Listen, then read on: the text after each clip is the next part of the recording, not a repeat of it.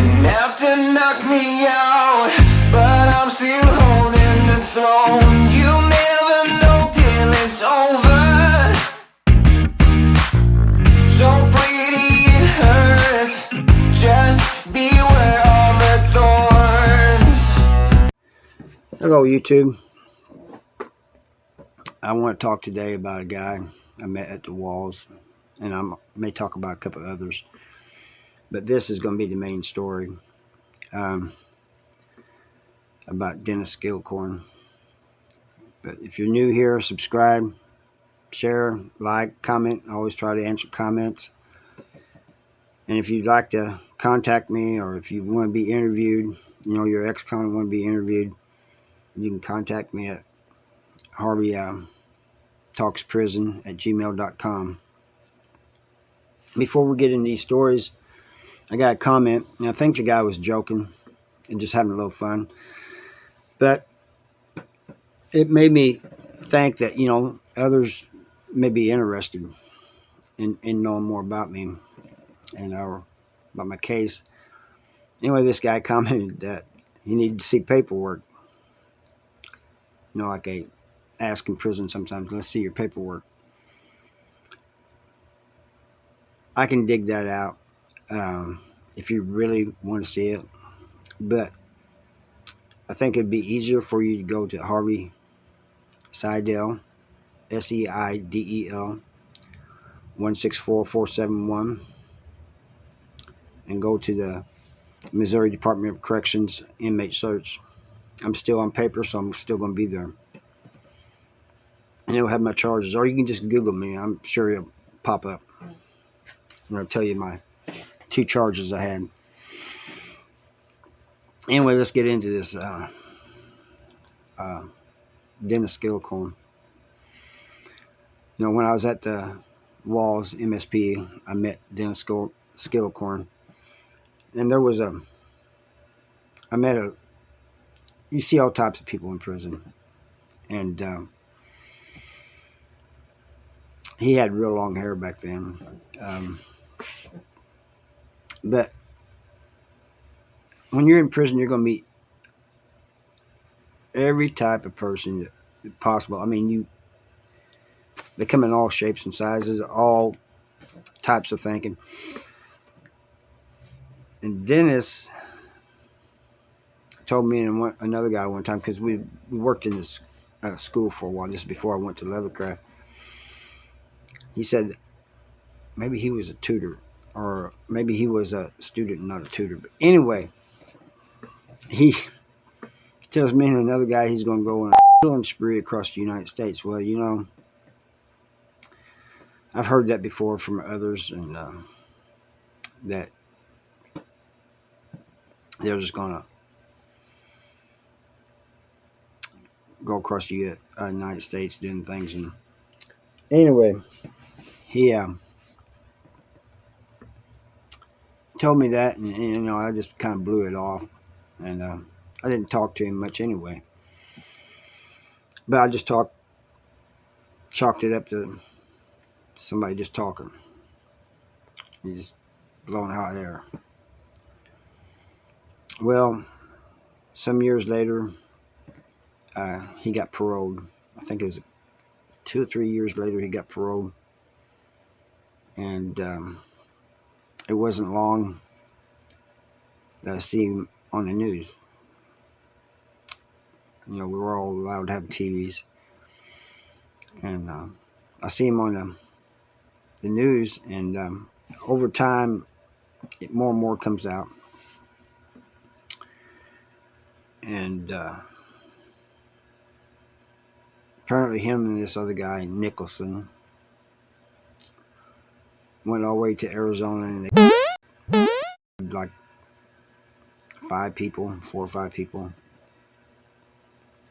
And so then years later, I got sent to Potosi in 1999 for number 3, dangerous contraband. And Skillicorn's there. And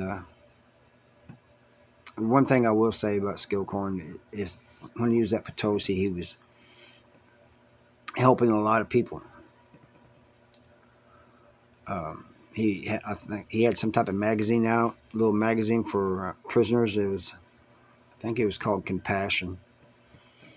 But he was doing a lot of good stuff. And what I found interesting is the Kansas City Star had a reporter that was covering his the whole thing. You know, she was like a crime reporter. Well, she ends up quitting the Kansas City Star and marrying Skillicorn. So I I believe she believed in his innocence. But Skillicorn comes up to me one day and he tells me, well, we just get talking about the walls and stuff at first, you know. And he asked when I left the walls, and we just got talking about different people back there. But anyway, it came up and why he was in this time. And I just kind of was shaking my head. He goes, what? I said, I remember when we was inside, you telling me you was going to do this. He says, oh, that was just talk. I don't remember saying that, but if I did, it was just talk. You know how people are. And he was right. People do just talk. I'm not saying one way or another whether he's innocent or guilty. I, you know, that's not wasn't for me to decide. I personally have my own opinion about it, and you guys can probably figure that out. But it's not for me to decide. You know, it's just one of those things that I don't think that was a coincidence. But they killed the guy and up there near Kansas City. Nicholson took him out and killed the guy in Arizona that was trying to help him. And then they went and killed his wife, the guy's wife. Anytime Skillicorn could have left.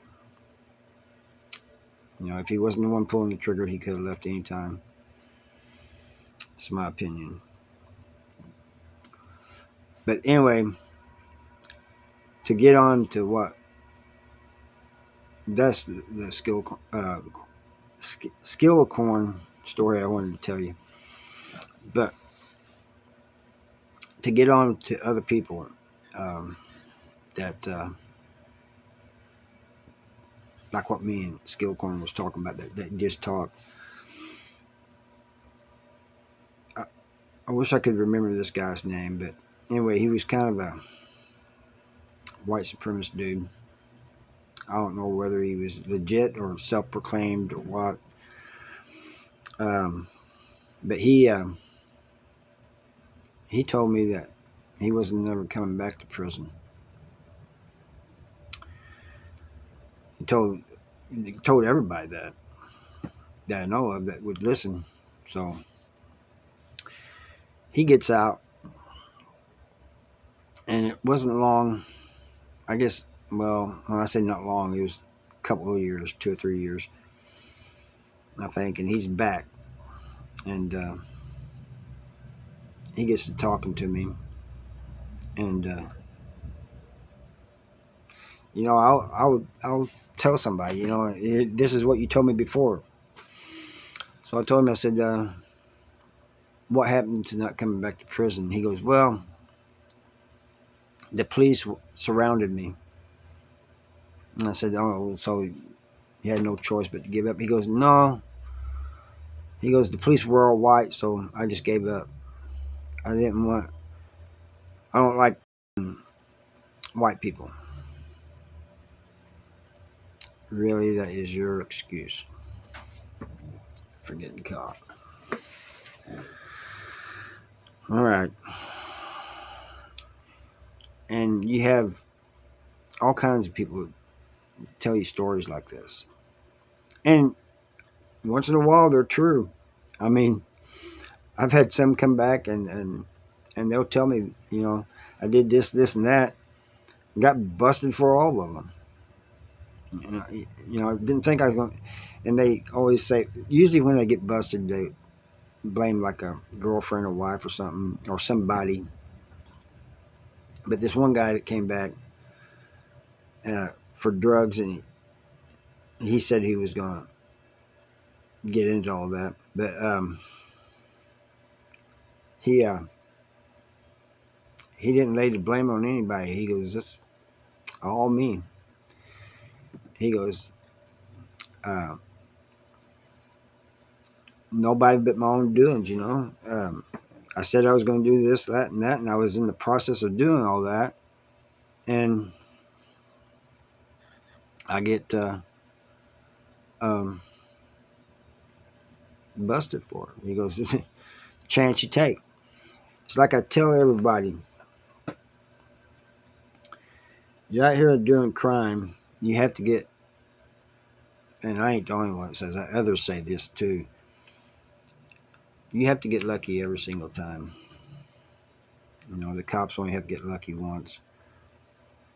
And in my opinion, you're not going to get lucky every single time.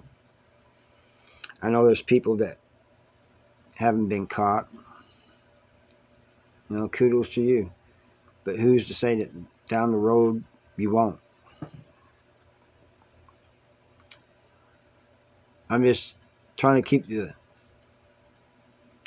young people who think that, doing crime's fast money, this and that. It's not. What are you going to do with that money when you're in prison? Anyway, that's what I got for you today. And I hope you enjoyed it. And you can Google Skillicorn and look him up and read a little bit more about him if you want to. Thank you for watching.